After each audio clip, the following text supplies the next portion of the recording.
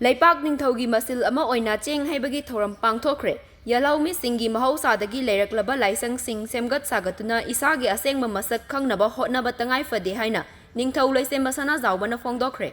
Leibak ningthaugi masil ama oina chahi khudingi pangthokpa pakhangba cheng haibagi thoram ngarang palace compound da leiba sana konungi utra sanglenda pangthokre.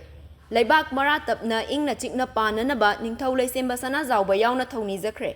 Thoram asiga mari leinana leisemba Sanajaoba na wafam kaya thamladuna hai Liraba matamdagi maina wai tangna sam tawduna Leipak ningthausingnna mathang chahi khudingi pakhangba cheng haibagi thoram asi pangthoktuna lakli.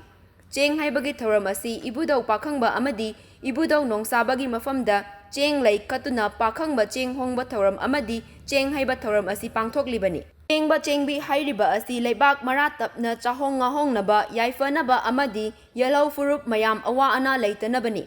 Aikhoigi Mahousagi Leiraklaba Semgat Sagatuna Lining Laishon Yokhatpada Lengakna ahenba mityeng changhanningi. Yelhoumee gi oiba Mahousagi Laisangsin asi Semgat Sagatuna isagi asengba masak khangnanaba hotnabasu tangai fade.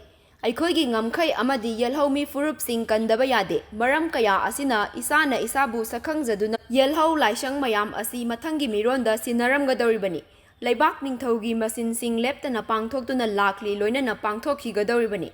Nahan Thaubalgi Uyal Cherau Chingda leiba ibudau pakhangba amadi ibendau laisnagi khubamda sakhangdaba singna akai atoi thokhalambata natana potlam kaya mai tharamba adu yamna tawhaidaba thawongni.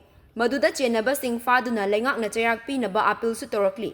Ngarangi thoram aduda sana konungi nupi amasung nupa pala singna mapugi matik mayai kaya saksonki. Thoram asi Koksing District ki Mantak Komda leiba ibudau nongsabana malemda ahanba khongdarakiba mafam asidasu thoram asi pangthokhi.